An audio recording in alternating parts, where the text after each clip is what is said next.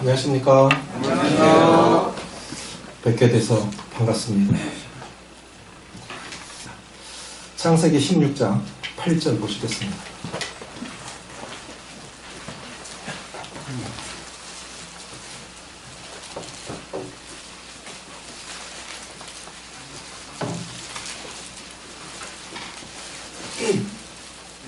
창세기 16장 8절 같이 읽으시겠습니다. 시작.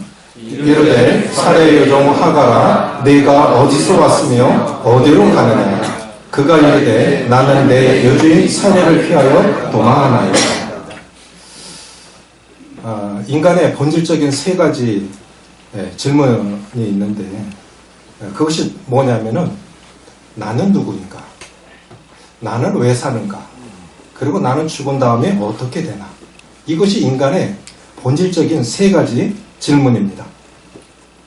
한국 교회를 대표하는 목사님 중 한 분이 50년 전에 대학을 수석 졸업하셨나 봐요. 근데 그때만 해도 대학 가는 사람도 많지 않았던 시대에 대학교 전체에서 수석 졸업을 했으니까 수석 졸업자에게 특혜를 주는데 외국에 유학할 수 있는 유학비 전체를 비행기 티켓까지 끊어서 보내준다는 거예요. 그러니까 자신이 이제 수석 졸업을 했기 때문에 미국으로 유학을 가게 됐는데 이분은 교회를 다니는데 아직 구원을 못 받은 상태입니다. 철학을 전공을 했는데 그런데 철학을 전공을 해보니까 질문은 있는데 답이 없더라 이거예요. 그 자기는 어쨌든 하나님을 인격적으로 만나지는 못했지만 교회 다니는 사람이고 그렇게 답이 없는 학과 교수가 돼서 밥벌이는 되겠지만 내가 답이 없는 그것을 또 젊은이들에게 또 가르친다? 양심에 허락이 안 되더라는 거예요. 그래서 이 문제를 놓고 굉장히 고민을 하다가 며칠 동안 이제 비행기 타고 가야 되는데 고민을 하다가 예수님을 만난 거예요. 내비게이터에 다니는 친구를 통해서 복음을 듣고 구원을 받은 겁니다. 근데 그가 이렇게 하나님 앞에 서원을 했대요. 만약에 내가 왜 살아야 하는지에 대한 삶의 목적과 어떻게 살아야 하는지에 대한 삶의 방식을 알려줄 사람이 있다면 내가 평생 그분의 머슴으로 살겠다. 이렇게 서원을 했는데 예수님을 만난 거예요. 예수님이 요한복음 14장 6절 보니까 내가 곧 길이요 진리요 생명이니 나로 말미암지 않고는 아무도 아버지께로 올 자가 없느니라. 예수님을 만나고 나니까 예수님 자신이 길이에요. 예수님 자신이 생명이에요. 답이 다 있어요. 그러고 나서 미국 유학을 포기하고 지금까지 주님을 섬기고 있다. 이렇게 고백을 했습니다. 단테의 신곡 첫 대목은 이렇게 시작합니다. 인생의 반평생을 지날 무렵 나는 바른 길에서 벗어나 어두운 숲속을 걷게 되었다. 인생 반평생을 살았으면 인생은 뭐다라고 말할 수 있어야 되는데 도무지 모르겠다는 거예요. 우리 가운데 인생은 뭐다라고 정확하게 정의 내릴 수 있는 분들이 얼마나 계십니까? 양파 껍질 벗기는 것처럼 양파는 껍질 벗겨도 껍질밖에 없어요. 살아도 모르겠는 거예요. 인생이 왜 살아야 되는지. 나는 누구냐? 나는 왜 사는 거지? 그리고 죽은 다음에는 어떻게 되는 거지? 이 질문을 모르겠는 거예요. 그러니까 이 답을 모른다고 하면 결국은 죽도록 열심히 살아도 허무한 것이고 열심히 최선을 다해서 살아도 방황하는 것입니다. 인생이 방황하는 것은 하나님 만나지 못해서 그래요. 하나님 만나면 방황이 끝납니다. 그리스도인들도 방황할 수 있죠. 그리스도인들이 방황하는 것은 사명을 발견하지 못해서 그래요.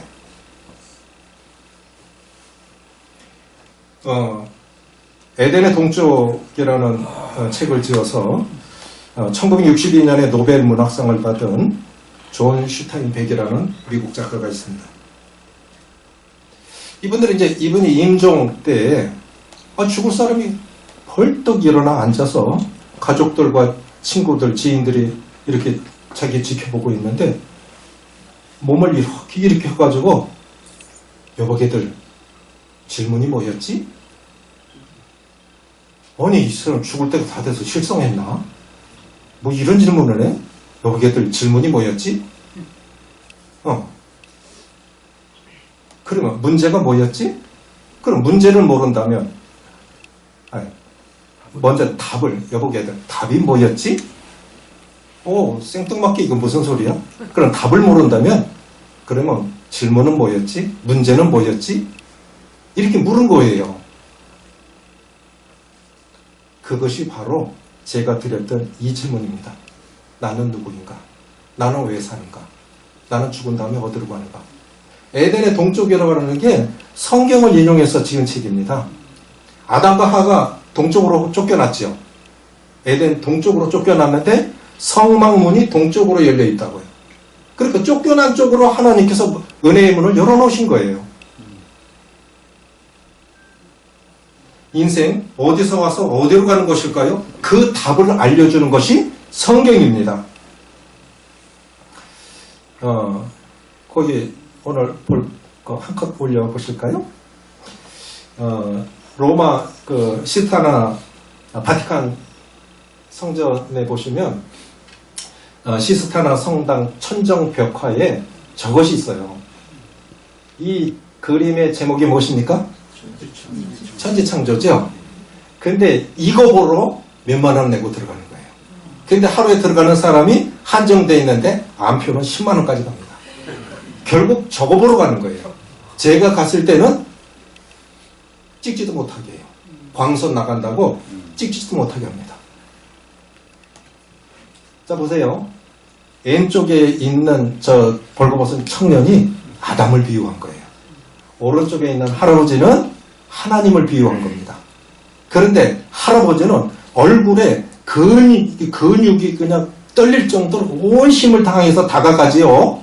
근데 이 왼쪽에 있는 아담은 어떻게 합니까? 원래만 오고 말면 말고. 하나님 있으면 있고 말면 말고. 천국 지옥 있으면 있고 말면 말고. 우리도 그렇게 살았던 사람들이죠.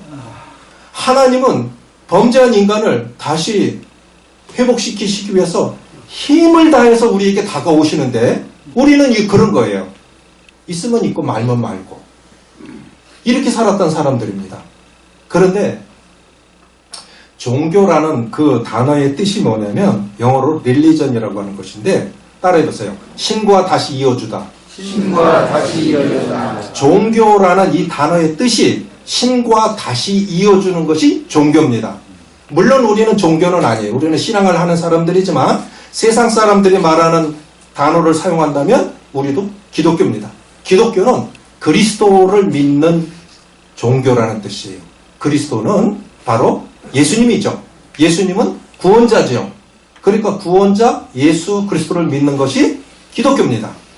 그래서 신과 다시 이어주는 것이 그것이 종교입니다. 자, 오늘은 여기도 장로님 가운데 한 분이 의사 선생님이 계시는데 병원에 가면 제일 중요한 것이 정확한 진단을 내리는 것입니다. 오진 내리면 그건 끝나는 거죠. 살릴 사람도 죽일 수 있는 게 오진 아닙니까? 그래서 성경에서 정확하게 우리의 상태를 아는 건 정말 중요하다고 생각이 되어져요. 그래서 오늘은 나 자신을 진단해 보는 것입니다. 그러면 진단이 제대로 되어졌다 해도 수술할 사람이 없다면 그건 꽝이죠. 그렇지 않습니까? 작년 5월 달에 또 이렇게 기도해 주셔서 남원성원교회 성도님들 많이 기도해 주셔서 너무 감사드리고 또 이렇게 부담을 드려서 참 폐를 끼쳐서 죄송한 마음이 있습니다. 작년 5월 달에 심장수술을 했어요. 12년 전, 13년 전에도 급하게 소독장님 이렇게 검사 받고 해가지고 2시간 만에 죽는다는 거예요. 그래서 소독장님이 몇십 년 동안 셔터 내려본 적도 없고 휴가 때 외에는 셔터를 내려본 적도 없는데 전주 예수병원에 의사들 대기시켜놓고 형님이 직접 운전해서 저를 데리고 가서 시술을 해서 살아났는데 작년에는 천주교 재단 파티마 병원에 갔는데 진단은 내렸는데 수술할 의사가 없어요. 의료 파업 중이잖아요. 근데 서울에 있는 현대 아산병원에도 원팀이 꾸려지지 않기 때문에 수술을 못 한다는 거예요. 이거 헬기 타고 가도 안 돼요. 그러니까 그때는 아프면 죽어야 돼. 그러니까 우리가 내가 죄인인 걸 안다 해도 나를 구원할 자격이 있는 구원자가 없다면 우리는 구원받을 희망 자체가 없는 거 아닙니까? 그게 얼마나 감사한 일인지 나 자신이 죄인인 걸 아는 것도 중요하지만 구원자 예수 그리스도께서 하나님의 아들이 인간의 몸을 입고 이 땅에 오셔서 나를 구원하시기 위해서 오셨다고 하는 건 굉장한 축복입니다. 예, 오늘은 이 영혼의 진단 격인 믿지 못하는 이유와 믿어야 되는 이유에 대해서만 설명을 드리고자 합니다. 믿음의 특징은 이런 특징이 있습니다. 믿음은 강요해서 되는 게 아닙니다. 요즘 전 세계에서 미투 운동이 일어나고 있죠. 강요된 사랑은 사랑이 아니라는 거예요. 믿음도 그렇습니다. 예배당까지는 모셔올 수 있어요. 그러나 믿는 거는 강제로 못해요. 그러나 믿어지면 그거는 못 믿게 해도 안 되는 거예요. 영국 북한 주재 영국 공사 태용호 씨 아시죠? 지금 국회의원 되셨죠? 그분이 쓴 책이 3등 서기관 암호라는 책이 있어요. 그 자서전이에요. 거기 읽어보면 이런 내용이 나옵니다. 북한에도 교회가 있어요. 어영교회죠. 우리도 종교가 있다 보여주기 위해서 외국인들이 오면 가짜 목사가 나와서 가짜 교인들 앉혀놓고 설교를 합니다. 그러니까 이 공산주의는 유물론이잖아요. 신은 없다. 죽으면 끝이다. 그런데 신을 가르쳐야 되잖아요. 그러니까 철저하게 사상 검증된 목사, 또 교인들도 철저하게 사상 검증된 공산당원들, 이들을 앉혀놓고 가짜 목사가 가짜 설교를 하는데 그걸 믿고 구원받는 사람이 있다는 거예요.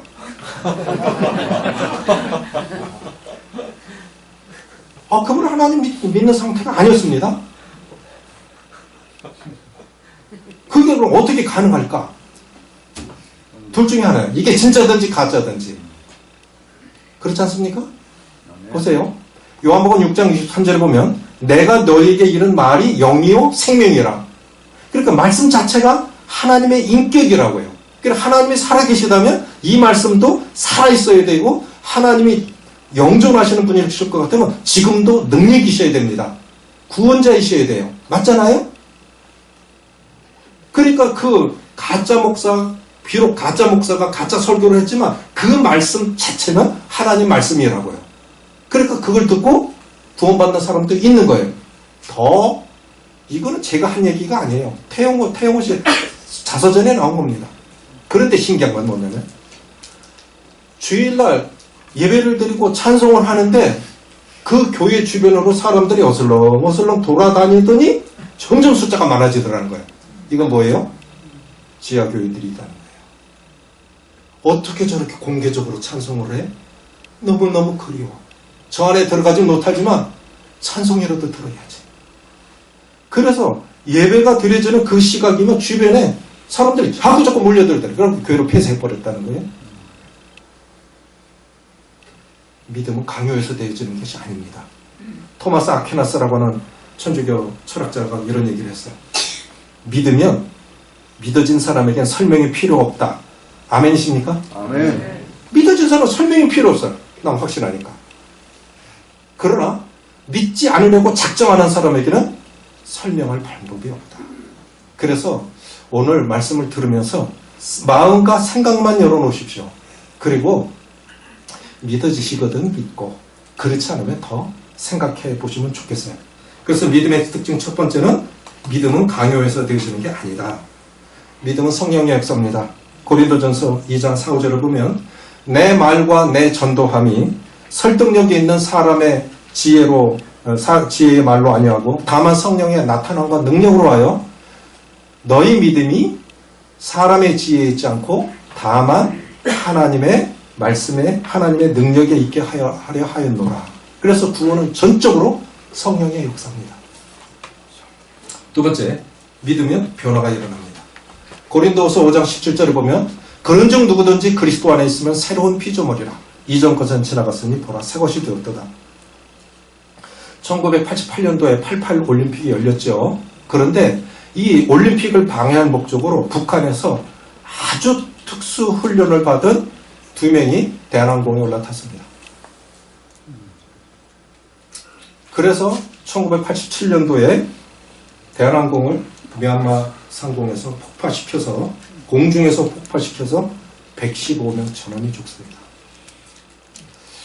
특수하게 훈련을 받은 사람들이기 때문에 실패하거나 발각이 되면 자살하라는 명령을 받은 사람들이기 때문에 청산가리 캡슐을 담배가루 넣고 다녔다고 그래요. 그런데 할아버지 한 분은 이 청산가리는 쇠를 녹이는 거예요. 그 캡슐을 먹고 자살을 죽었어요. 자, 중간에서 내렸으니까 이들이 범인이죠. 근데 김현희는 먹으려고 하다가 잡힌 거예요. 그럼 칼기 폭파시킬 사람이 일본 사람이 하겠어요? 중국 사람이 하겠어요? 그럼 북한 사람밖에 없잖아요. 그런데 위조 일본 여권을 갖고 있었는데 일본에 연락해보니까 가짜예요. 그러니까 100% 북한 사람이죠. 그래서 한국에 끌고 왔어. 혀 깨물고 자살할까봐 재갈을 몰려갖고 끌고 왔는데 한국말을 안 해요. 중국말 했다가 일본말 했다가 영어 했다가 얘는 특수훈련을 받은 대한항공을 폭파시킬 정도로 특수훈련을 받은 사람이라면 고문도 견딜 수 있고 얘는 안 돼. 인간성이 회복되기 전에는 얘는 안 돼. 그래서 안기부 여직원들이 어떻게 생각했냐면 그냥 일상의 삶을 살자. 그래서 밥 먹자. 말하든 말든 밥 먹자. 자자. 그리고 시내를 데리고 나간 거예요. 자기가 듣고 알던 거하고 너무너무 달라. 시내 구경을 해주니까. 남한 사람들이 일상이 너무 자유롭고 너무 잘 살아. 그런데 어느 날 세월이 지나서 어느 날 안기부의 직원들이 묻지도 않았는데 김현희 씨가 언니 나 북한에서 왔어. 그래서 모든 것들이 다 밝혀진 것입니다. 그리고 목사님들을 통해서 복음을 듣고 구원을 받아요. 그것이 옛날 주님 나라 가신 김정만님이 만드신 구도의 날에 2번이나 실렸습니다. 그 간증이. 그래서 모든 피해자분들께 용서를 빕니다.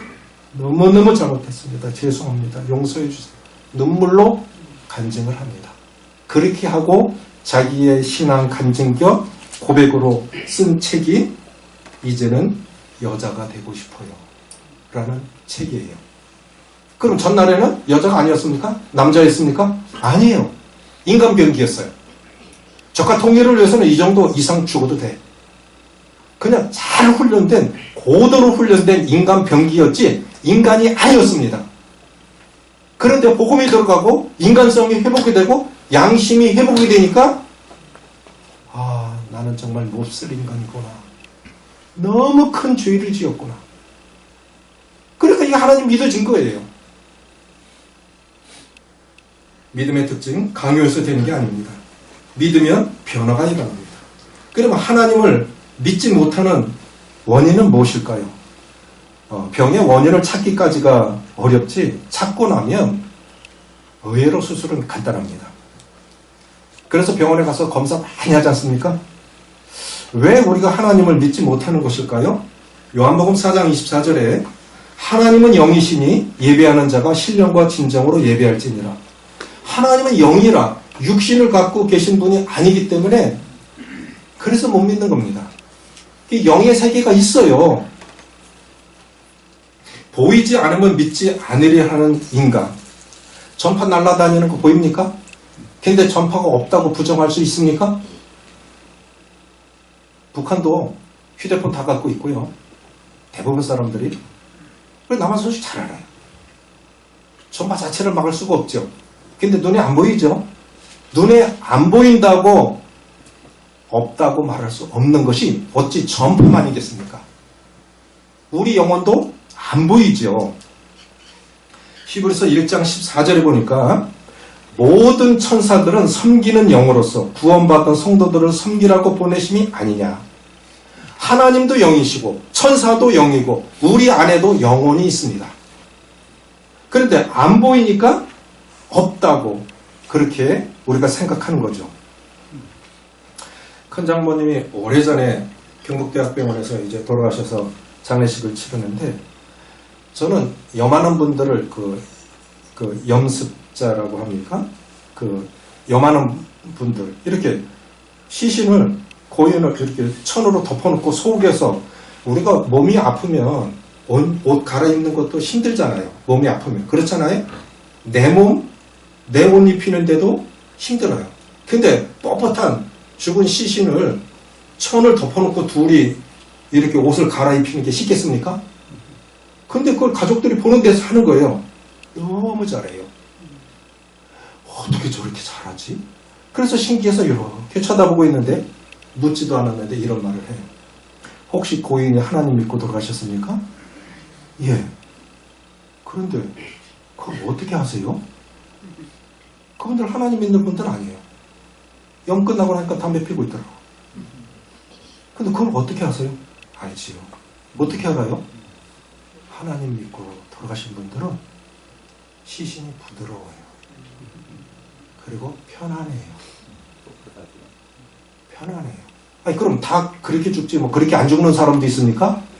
제가 요거를 물었어요. 그랬더니 그분 하시는 말씀이 경북대학병원은 노태우 대통령 아버지 장례 치른 장례식장이기 때문에 유명해요. 얼마나 많은 사람 염을 했겠습니까? 그런데 그분이 이런 얘기를 해요. 벽에 기대서 악을 쓰고 이렇게 죽은 사람이 있대요. 이렇게 굳어버린 거예요. 그럼 제가 물었어요. 그럼 이걸 어떻게 해요? 장례 어떻게 치렀어요? 꺾어야지요. 안 들어가잖아요, 관에. 이렇게 다 꺾어서 넣었다는 거예요. 그럼 뭐예요? 그분이 뭘 받길래 사지를 악을 쓰고 죽은 걸까요? 천사의 세계가 있는 거예요. 자, 경찰이 시골에서 이렇게 자녀들 아파트 찾아가려고 하는데 잘 못 찾겠어. 두리번하니까 지나가던 순찰차가 어르신 왜 그러세요? 자녀 집을 못 찾아서 여기 타세요. 보시고 가죠. 죄 지은 분이 아니죠. 경찰들이 보호하고 안내하기 위해서 그 일을 하는 거죠. 그런데 하는 짓이 좀 이상해. 그럼 딱 수배해갖고 도망 다니는 죄인이에요. 그럼 어떻게 해요? 바로 수갑 채워갖고 끌고 가버리죠. 이게 천사도 똑같은 거예요. 구원받은 사람들은 천사들에게 받들려. 천국 찾아오라는 내비게이션이 있어요. 뭐가 있어요? 우리가 어떻게 찾아가겠어요? 네? 어떻게 찾아가겠어요? 천사들이 모시고 간다니까요.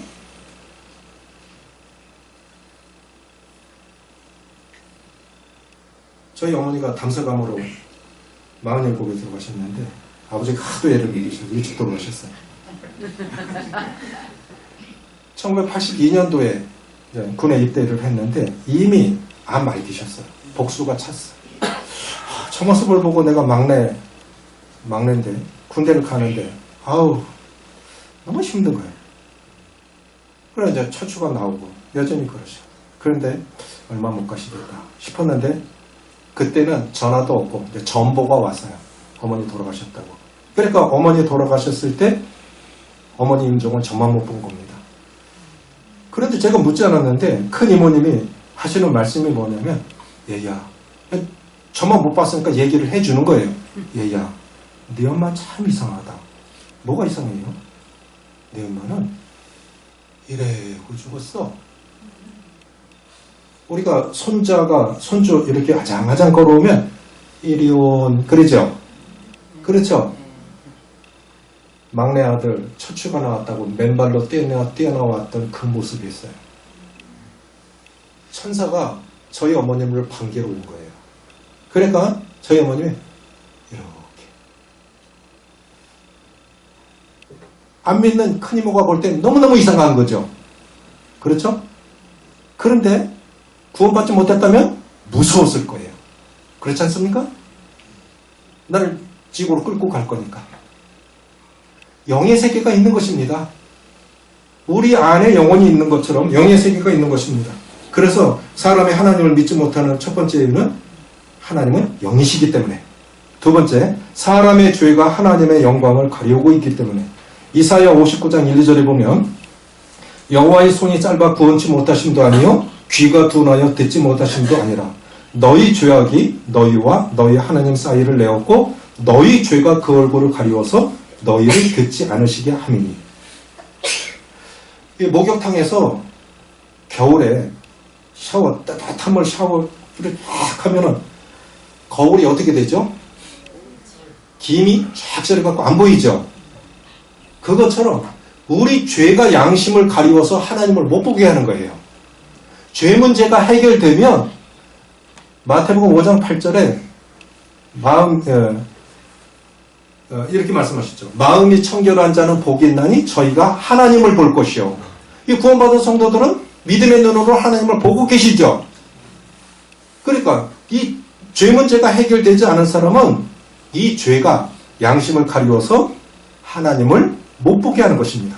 죄 문제 해결되고 나면 다 하고 감탄사를 하게 됩니다. 세 번째, 자기 생각으로 하나님을 이해하려고 하기 때문에 하나님을 못 믿어요. 우리 머리로 하나님을 다 이해할 수 있다고 그러면 하나님 아닙니다. 그건 하나님 아닙니다. 자, 보십시오. 논두렁에 이제 장마철 되면은 농부들은 논두렁을 쪼개요. 물 가득 차면 논두렁이 터지거든요. 그래 물을 일부러 빼야 돼요. 그런데 저벅저벅 삽들고 저벅저벅 논두렁을 걸어가면 개미가 생각하길 지진 났나 보다. 아무 생각이 없어요. 그 작은 개미 머리로 생각하기에 이렇게 장화 신고 걸어가면 개미가 어떻게 생각하겠어요? 지진 났나 보다. 안 그러겠습니까? 개미 머리로 인간을 이해한들 얼마나 이해하겠어요? 사실은 인간이 하나님을 이해하는 것은 그것만도 못해요. 그러니까 하나님을 내가 다 이해할 수 있다? 그건 잘못된 거예요. 그런 작은 머리, 어리석은 머리로 하나님을 다 이해하려고 하니까 못 믿는 거예요. 하나님이 자신을 계시해 주셔야 됩니다. 로마서에도 그런 말씀하셨겠죠? 아브라함이 하란에 있기 전 메소포타미아에 있을 때 하나님께서 자신을 계시해 주셨다. 이 계시한다고 하는 건 자신을 이렇게 나타내 주었다. 이런 뜻입니다. 동상 제막식 하면은 천으로 다 덮어놔갖고 뭐가 들어있는지 몰라요. 그런데 확 땡기면 저거였구나. 그러니까 하나님이 하나님 자신을 우리에게 먼저 계시해 주셔야 진리를 깨닫게 해주셔야 우리가 믿을 수 있는 겁니다. 내가 믿어서 믿는 게 아니라 하나님이 하나님 자신을 벗겨주셔야 우리가 믿을 수 있는 겁니다. 아기가 태어나면 엄마가 매일매일 하는 말이 뭐죠? 엄마야, 엄마, 엄마. 유대인들은 우리는 이건 노랑, 이건 빨강 이렇게 가르쳐주죠. 유대인들은 머리로 따지면 한국 사람이 더 좋아요. 그런데 유대인들은 교육 방법이 달라요. 우리는 구구단 외우라고 그랬잖아요. 유대인들은 구구단 외우라 안 해요. 우리는 색깔을 가르쳐주잖아요. 유대인들은 색깔을 안 가르쳐줍니다. 엄마가 옷을 하루에 3번 이상 바꿔 입는데요. 노란 옷 입히는 거예요. 노란 옷을 입고 나타나는 거예요. 빨간 옷, 하얀 옷. 그러니까 그리고 계속 엄마, 엄마, 엄마. 그래서 아기가 제일 처음 하는 단어가 뭐죠? 아버지가 이렇게 태어난 날 봤나요? 지구상에서 제일 아름다운 단어가 전 세계에서 조사를 했는데 지구상에서 가장 아름다운 단어가 엄마라는 거예요. 아버지는 몇 번째 될까요? 50번째. 너무 화나는 일이죠. 똑같이 고생하고 왜 나는 50번째냐. 근데 생각해보니까 엄마는 1번 될 자격이 있는 것 같아. 확실히 달라. 그러니까 하나님 자신이 성령님을 통해서 진리를 깨닫게 해주셔야 깨닫는 겁니다. 그래서 성령의 도우심을 기도해야 돼요. 자, 3가지 말씀드렸죠? 하나님 믿지 못하는 이유, 하나님은 영이시기 때문에. 그러나 보이지 않는 세계가 있다. 2번째, 사람의 죄가 하나님을 가리우고 있기 때문에 못 믿는 거다. 3번째, 자기 생각으로 하나님을 이해하려 하기 때문에 못 믿는 거다. 사람이 돈 좋아하니까 하나님도 돈 좋아하는 줄 알아요? 그래서 막 갖다 바치죠? 대구에 유명한 산 있죠? 803. 저희 교회가 803 밑에 있습니다. 근데 803 하면 돌부처가 다른 데는 없는데 이 돌부처가 돌로 된 갓을 쓰고 있어요. 그래서 유명한 거예요. 근데 부산 쪽을 바라보고 있어요. 그래서 부산 사람들이 많이 와요.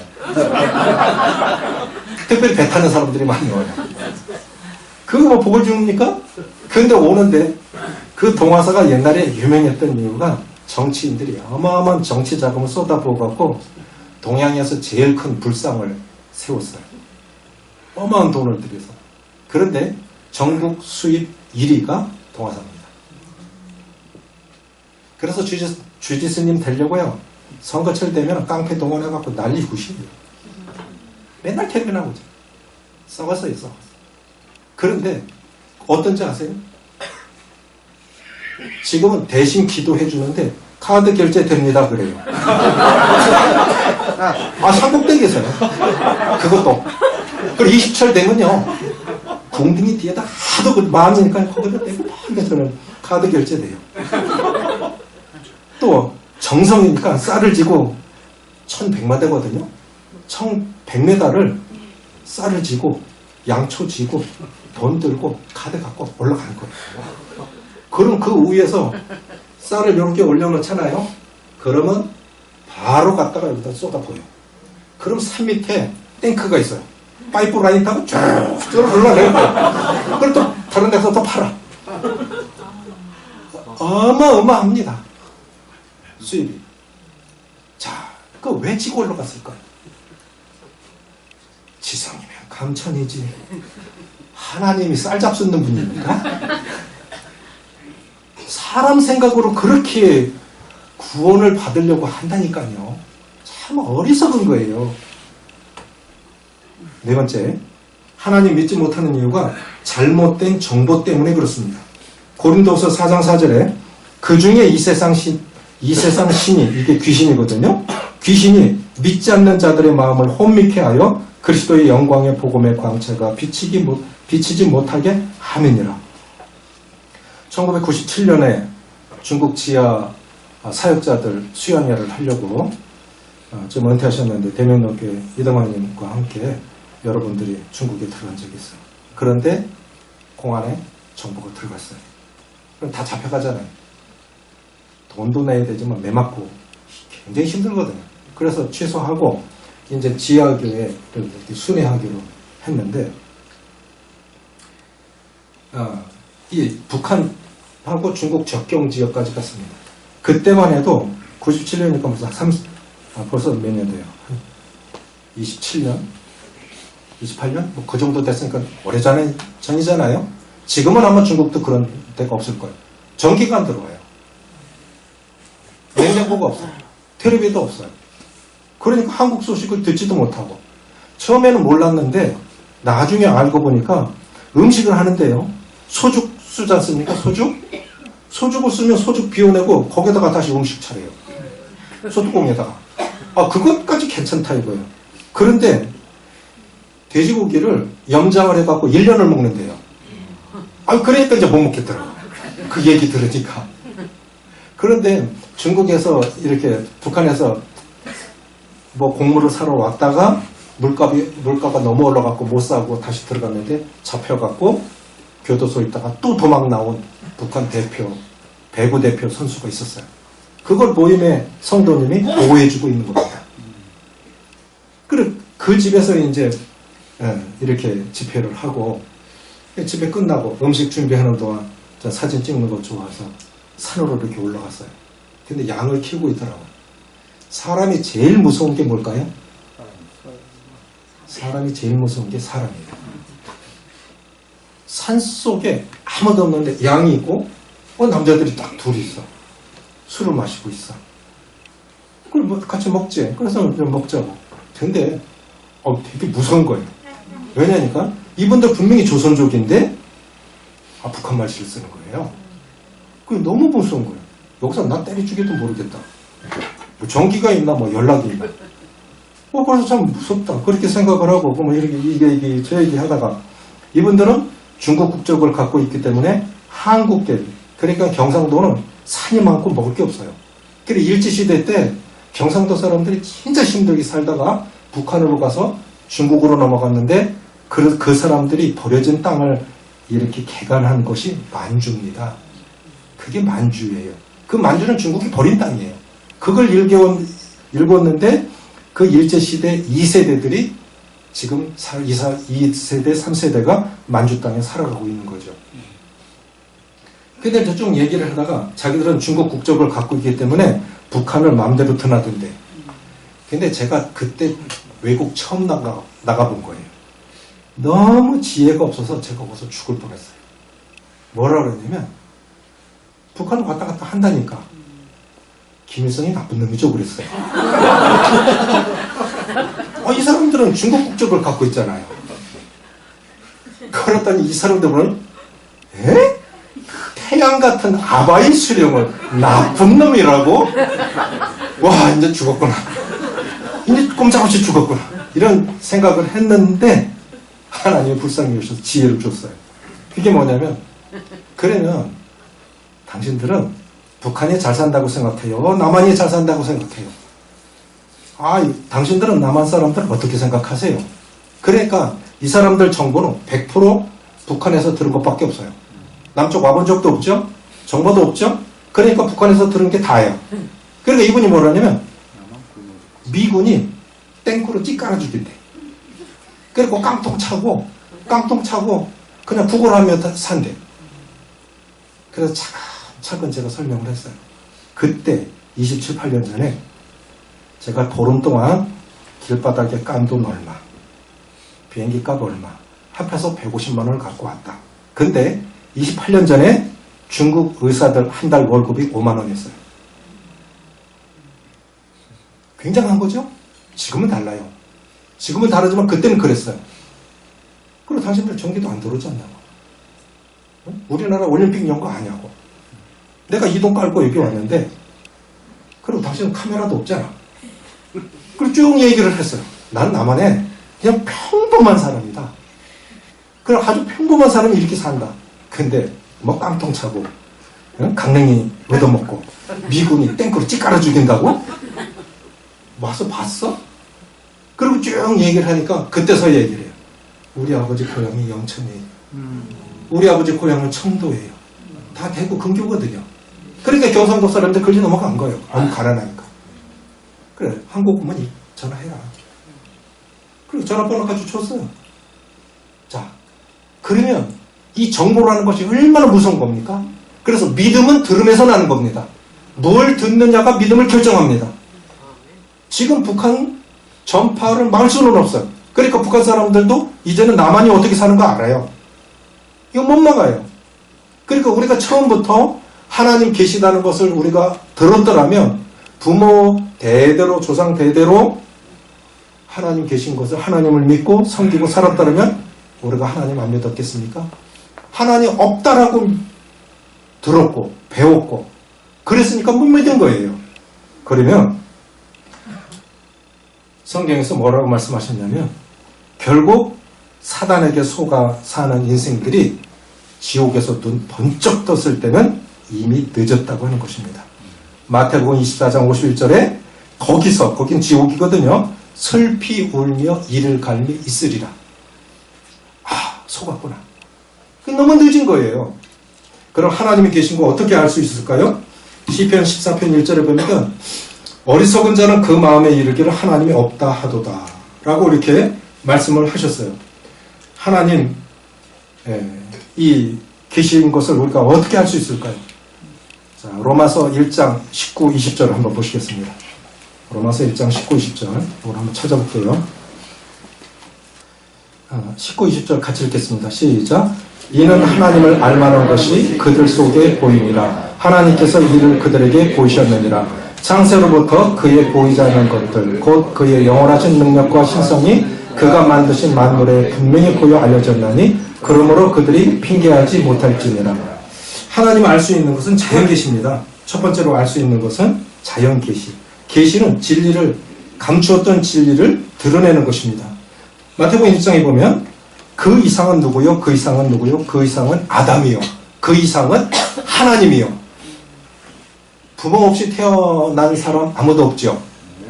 부모, 할아버지, 소급해서 쭉 올라가다 보면 인간의 첫 조상 아담이 나옵니다. 그 이상은 그 위는 하나님이요. 저절로, 우연히 저절로 되어진 건 아무것도 없어요. 중국의 어떤 시인이 창세기 1장 1절을 읽고 안 믿는 분인데 너무 감동을 받아서 예수님을 믿게 됐대요. 태초에 하나님이 천지를 창조하시니라. 우리 옛날에 주택에 문패 달았죠. 지금은 안 달지만 그 문패는 주인이 누구라는 걸 말해주고 있죠. 그러면 창세기 1장 1절은 문패와 같은 거예요. 태초에 하나님이 천지를 창조하시니라. 내가 주인이야 이 뜻입니다. 내가 주인이야. 히브리서 3장 4절에 집마다 지은 이가 있으니 만물을 지으신 이는 하나님이요. 그렇게 말씀하셨습니다. 어느 분이 이것도 생하잖아요. 자연 만물은 하나님의 지문과 같다 했습니다. 지문 두 개인 사람 있습니까? 지문이 똑같은 사람 있습니까? 일본 들어가려면 지금도 지문 찍습니까? 아니요. 안 찍습니까? 찍어요? 다른 나라는 안 하는데 일본은 지문을 찍더라고요. 지구상에 나와 똑같은 지문을 갖고 있는 사람이 없어요. 그러니까 이 자연 만물 하나하나 잘 살펴보면은 이건 사람이 한 것이 아니구나 라는 것을 깨달을 수 있습니다. 건축물이 있다고 하는 건 설계자가 있다는 뜻이죠. 음악이 있다는 건 작곡가가 있다는 뜻이죠. 책이 있다고 하는 것은 저자가 있다는 뜻 아닙니까? 네덜란드의 효자 상품은 튤립입니다. 근데 오래전에 네덜란드 식물학자들이 세상에 모든 색깔의 꽃이 있는데 한 색깔만은 없어요. 그게 뭘까요? 검정은 없어요. 검정에 가까운 꽃은 있지만 100% 검은색 꽃이 없습니다. 그런데 그걸 만들어내면 대박이에요. 그래서 네덜란드 식물학자들이 튤립 색깔을 검은색에 화공약품을 써서 변종을 만들어 갖고 검은색에 가까운 튤립을 개발했어요. 부르는 게 갑이에요. 그런데 문제가 뭐냐? 번식이 안 돼. 번식이 안 돼. 이건 뭘 반증하는 거죠? 인간은 창조자가 아니라는 거예요. 동물도 복제를 하지요. 그런데 창조는 못해요. 창조는 하나님의 고유한 권한입니다. 이게 전복이에요. 그런데 코스토코에서 이거는 양식인데 자연산을 전복을 파는데 이 정도 돼요. 7만 원 정도 있더라고요. 자연산. 그런데 이 전복 이 흡착력이 어느 정도냐? 1톤을 달아올릴 때요. 그러니까 안 떨어지는 거예요. 딱 붙으면 못 떼는 거예요. 전복이 굉장히 좋아요. 몸에 좋습니다. 많이 떼서요, 양식하니까. 그런데 이 전복이 바위에 딱 달라붙으면 1톤을 달아올릴 정도의 흡착력이 있는데 이거를 뼈도 없는 문어가 이걸 잡순다고요. 어떻게 이걸 잡아먹겠어요? 이걸 잘 보면요. 여기 구멍이 있어요. 요게 숨구멍이에요. 그러니까 문어가 빨판으로 도레미파솔 이렇게 딱 누르고 있으면 숨을 못 쉬고 저절로 똑 떨어져요. 탁 가서 집을 가서 먹는 거예요. 야, 제가 이걸 보면서 욥기 38장 36절에 가슴 속의 지혜는 누가 준 것이냐. 다 살게 하셨지요. 창조하신 분이 이 땅에서도 살아가게 하시는 분도 하나님, 만드신 분도 하나님. 그러니까 뭐 다 보면 하나님, 창세로부터 보이지 아니하는 것들, 곧 그의 영원하신 능력과 하나님의 능력과 성품이 이 자연세계 속에 다 녹아있는 거예요. 조금만 생각하면 하나님 믿을 수 있어요. 하나님께서 이 일을 저희에게 보이셨느니라. 핑계할 수 없는 증거입니다. 농사 짓는 분들은 그걸 잘 알아요. 하늘이 돕지 않으면 농사 안 된다는 걸 잘 압니다. 문경에 농사 짓는 수박 농사를 얼마나 잘 지으시는지 그분이 재배한 수박은 전량 신세계백화점으로 들어갑니다.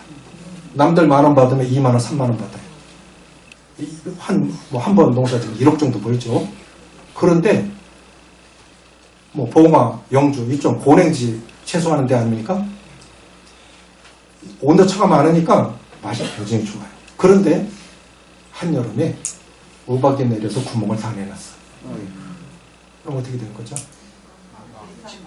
4월 달에 자두꽃이 피어야 되는데 냉해를 입었어. 끝난 거죠. 누가 도우셔야 되죠?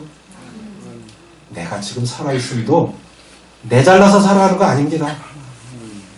내 자식 끝까지 따라다니면서 부모가 보호해 줄 수 있습니까? 그러니까 무엇 하나 자세히 보면 우리가 할 수 있는 게 아니에요. 죽은 것 같은 나무에 꽃이 피지요? 벌써 매화 꽃 폈어요. 사계절을 누가 돌립니까? 하나님이 이 우주 만물을 창조하신 하나님이 창조하시고 경영하시는 그 하나님이 내가 주인이야 하고 딱 못 박은 것이 창세기 1장 1절이에요. 태초에 하나님이 천지를 창조하십니다. 그 하나님의 능력과 성품이 자연세계 속에 다 새겨져 있는 거예요. 하나님의 지문입니다. 조금만 생각하면 하나님 믿으실 수 있어요. 두 번째, 우리가 하나님 믿을 수 있는 두 번째가 양심의 증거입니다. 로마서 2장 14, 15절 같이 읽습니다. 시작. 율법 없는 이방인이 본성으로 율법의 일을 행할 때는 이 사람은 율법이 없어도 자기가 자기에게 율법이 되나니. 15절. 이런 이들은 그 양심이 증거가 되어 그 생각들이 서로 혹은 고발하며 혹은 변명하여 그 마음에 새긴 율법의 행위를 나타내느니라. 두 번째는, 첫째는 양심 계시라 했죠. 진리를 깨닫게 해주는 게 계시입니다. 자연 계시. 두 번째가 양심 계시입니다. 양심 계시. 양심 있습니까? 따라해 보세요. 양심. 자동 경고 장치. 몸이 아프면 통증이 오지요. 양심이 잘못되면, 우리가 잘못되면 양심의 가책을 받습니다. 이래서 자동 경고 장치라는 거예요. 하나님이 사람들 마음 가운데 자동 경고 장치를 주셨는데 그게 양심이라는 겁니다. 영국 BBC 방송에서 3년 동안 2013년부터 2017년까지 브로드 처치라는 드라마를 3부작으로 방영을 했는데, 작고 평화롭던 마을에 소년이 해변가에서 죽었어요. 그 소년이 죽은 다음부터 모두가 서로 의심했는 처리로 봐요. 누가 죽였을까? 그렇지 않겠습니까? 범인은 안 잡혔어. 그 착한 아이가, 10대 소년이 해변가에 죽어 있는 거예요. 서로가 의심했는 처리를 누가 죽였을까? 이제는 가족 간에도 의심을 합니다. 그런데 그 동네에 경찰 밀러 형사라는 여자 경찰이 있어요. 새로 부임한 이 경위, 오르랄마는 파출소장이 새로 부임을 했어요. 그래서 서로 얘기를 주고받다가 밀러 형사가 이런 얘기를 합니다. 자기 마을에서 일어난 일이니까. 이 마을에서는 그런 나쁜 짓을 할 사람이 없어요.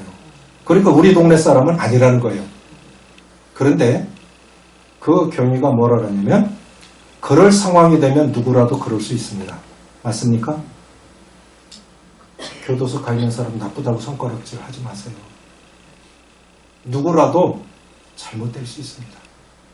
그럴 상황이 되면 누구라도 그럴 수 있습니다. 그러니까 밀러 형사가 또 뭐라 그러냐면, 웬만한 사람 마음에는 양심이라는 나침판이 있습니다. 그러니까 이 경위가 또 뭐라 그러냐면, 그러나 그 나침판도 고장이 날 수 있습니다. 맞습니까? 그러니까 우리가 양심을 어기고 살아갈 수도 있다고 하는 거예요. 한강, 너무 영광스럽죠? 조그만 나라, 반토막 나라, 난 이 대한민국 대단하다고 생각해요. 노벨 문학상 수상자가 나왔어요. 그래서 한강에 지금 소년이 온다를 바로 사서 이루고 왔습니다. 그런데 그분이 이런 말을 하셨어요. 그래요. 양심. 세상에서 제일 무서운 건 양심이죠. 세상에서 제일 무서운 건 양심이죠. 그래서 이 양심을 통해서 내가 죄인인 걸 깨닫게 되고, 내가 죄인인 걸 깨달으면, 그럼 내 이 죄를 어떻게 용서받지? 그래서 구원자를 필요로 하는 겁니다. 만약에 우리가 죄인이 아니라면 예수님, 구원자 예수님이 왜 오셔야 됐죠? 건강한 자에게는 의사가 쓸데없고 우리가 다 의인이라고 그러면 예수님이 이 땅에 오실 이유가 없었어요. 조금 전에 천지창조 그림 보셨지 않습니까? 미켈란젤로가 4년 동안 시스티나 성당 천정에, 벽도 아니고 천정에 누워가지고 4년 동안 그림을 그렸어요. 너무 철저하게 열과 성을 다해서 그림을 그리니까 친구가 뭐라 그러냐면, 여보게 그 귀퉁이 구석은 대충 그리게 누가 알겠나? 우리 그렇게 말할 수 있잖아요. 미켈란젤로가 뭐라는지 알아요? 내가 알지. 내가 알지. 내 양심은 알아. 내가 대충 그렸다는지 아무도 모르지만 내 양심은 알아. 맞죠? 내가 죄인인 걸 누가 지적을 합니까? 양심. 죄와 벌의 저자 도스토예프스키, 이름도 이렇게 어렵게 적어가지고 까르마조프가의 형제들이라는 이 책이 있어요. 거기에 이제 그 세 아들이 등장을 합니다. 큰아들 장교입니다. 약혼녀가 있어요. 약혼녀가 있음에도 한 여자를 아버지도 좋아하고 아들도 좋아해요. 그런데 아버지는 남봉꾼이고 돈만 밝히는 사람이라 큰아들은 항상 입버릇처럼 내가 아버지 죽일 거야. 내가 아버지 죽일 거야. 그리고 돌아다녔어요. 근데 죽이지는 않았어요. 둘째 아들, 아버지가 죽기를 바래. 그런데 형의 약혼녀와 또 결혼을 해. 완전 막장 집안이죠. 셋째, 수도사입니다. 아무 말도 안 하는데 아버지 같은 사람은 죽어야 돼. 이렇게 생각해요. 누가 죄인입니까? 근데 아버지가 죽었어. 누가 죄인이죠? 누가 죄인이에요? 세 명 다 죄인이에요. 양심으로 보자. 죽이진 않았지만 내 아버지 죽일 거야. 입버릇처럼 내 아버지 죽일 거야. 저런 인간은 살아있을 이유가 없어. 그런데 둘째 아들, 형처럼 떠벌리고 다니진 않아. 근데 속으로 은근히 저 인간 죽어야 돼. 그렇게 생각했다고요. 셋째 수도사, 수도사임에도 불구하고 자신도 누가 죽여줬으면 좋겠어. 성경은 말씀하시기를 형제를 미워하는 자는 이미 살인했다 했습니다. 지나가는 여인을 보고 음욕을 품으면 간음했다 했어요. 마음의 동기를 살피시는 하나님께서 내 양심을 보셨다면 우리는 죄인들이죠. 모두 다 죄인들이죠. 몽땅 죄인들이죠. 그런데 떠돌아다니는 여자들을 건드려서 태어난 아들이 또 하나 있어요. 그건 족보에도 못 올라갔는데 주방장이에요. 하인이에요. 실제로 아버지를 죽인 사람은 그 사람이에요. 그리고 자살을 해요. 그러니까 이걸 어디서 찾을 수도 없는 거예요. 진짜 죽인 사람이 자살을 했으니까. 그런데 세 사람 다 양심으로 알잖아요. 아버지를 미워했다는 것. 실제로 죽인 건 하인이었지만 배달은 형제였지만 자신도 그렇게 아버지를 미워했다는 것. 그럼 하나님께서 그 마음의 동기를 보셨다면 다 죄인이죠. 그럼 우리는 어떤 사람들이에요? 우리 살아오면서 지은 양심으로 지은 죄들을 생각한다면 어떤 사람들입니까? 다 죄인들입니다. 그래서 양심으로 우리가 죄인인 것을 알게 됐습니다. 마지막으로 전도서 3장 11절 보고 앉아있습니다. 전도서 3장 11절. 우리가 하나님을 알 수 있는 이유. 그래서 자세히 바라보면 이 자연 만물 속에서 하나님을 만날 수 있습니다. 양심을 통해서 죄인이라는 걸 깨달을 수 있죠. 그리고 영원히 살고 싶은 이 마음은 누가 준 것일까요? 전도서 3장 11절 시작. 하나님이 모든 것을 지으시되 때를 따라 아름답게 하셨고 또 사람에게는 영원을 사모하는 마음을 주셨느니라. 여기까지 읽겠습니다. 인간은 영원히 살고 싶어 해요. 고령의 대가야 왕릉에서 순장 그 시신들이 그 뼈들이 발견이 됐죠. 영원히 죽어서도 영원히 다스리고 싶어 했어요. 인간의 마음은 영원히 살고 싶은 마음이 있습니다. 중국 북경에 간 적이 있습니다. 진시황릉이 아니에요. 그런데 아마 유명한 장군이었던 것 같아요. 그런데 묘 깊이가요. 지하 5층 정도 돼요. 그렇게 깊이 내려갔는데 아이고 지상과 똑같이 해놨어요. 거쳐서 가면 끝에 주인공 자리예요. 죽어서도 영원히 다스리고 싶었던 거예요. 그러니까 영원히 살고 싶은 이 마음은 우리가 영원에서 왔다는 증거입니다. 아멘이십니까? 아멘. 그러니까 영원히 살고 싶고 영원으로 가고 싶은 거예요. 소련에는 희한한 장례식을 치르는데요. 시신을 우주로 날려보낸대요. 쏘는데 1억 든대요. 우주로 날려보내. 어떤 관은 100년 동안 멜로디가 나와요. 무덤 속에서 멜로디 나오면 어떻겠어요? 난리 나는 거죠. 그런 장례식도 있고요. 그러니까 인간은 하여간 별별 짓을 다 해요. 영원히 살고 싶은 이 마음은 인간이 영원에서 왔다는 증거입니다. 그러니까 영원하신 하나님 앞에 우리는 반드시 한번 가야 돼요. 하나님 만나야 돼요. 한 절만 더 보고 마칠게요. 아모스 4장 12절.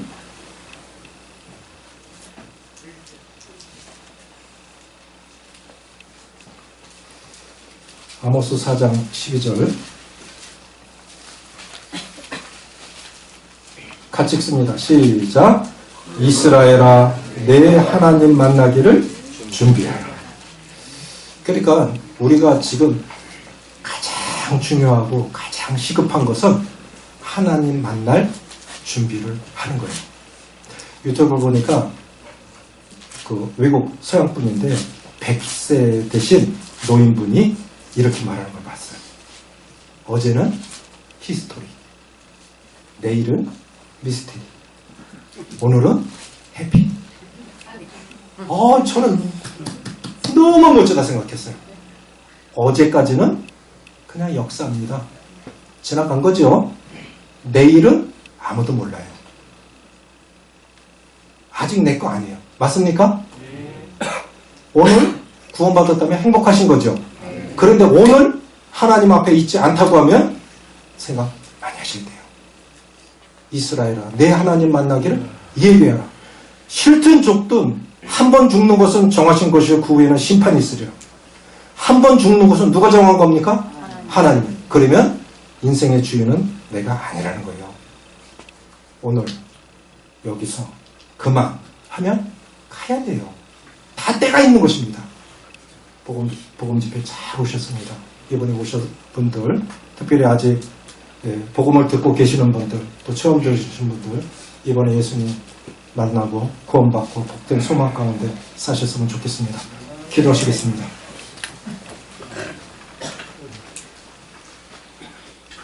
아버지 하나님, 눈은 떴지만 하나님을 볼 줄 아는 눈이 없었고, 두 귀가 있지만 하나님 말씀 들은 귀가 없어서 수없이 우리 곁에 다가오시고 보여주시고 말씀하셨지만 뒤늦게 예수님 믿고 구원받고 그러나 주님 앞에 있다고 하는 것이 얼마나 큰 복인지, 오늘도 하나님 여전히 우리를 사랑하셔서 오늘을 살게 하셨는데, 이 말씀 듣게 하셨는데, 사랑하시는 하나님께서 아직도 내 인생에게 기회를 주신다 생각되오며 감사를 드립니다. 이 복음의 말씀이 믿어지고 깨달아져서 하나님 앞에 구원받은 하나님의 자녀로 복된 삶을 살아가는 귀한 복음 집회 될 수 있도록 축복하여 주시기 원하오며 우리 주 예수님의 이름으로 감사하며 기도합나이다. 아멘.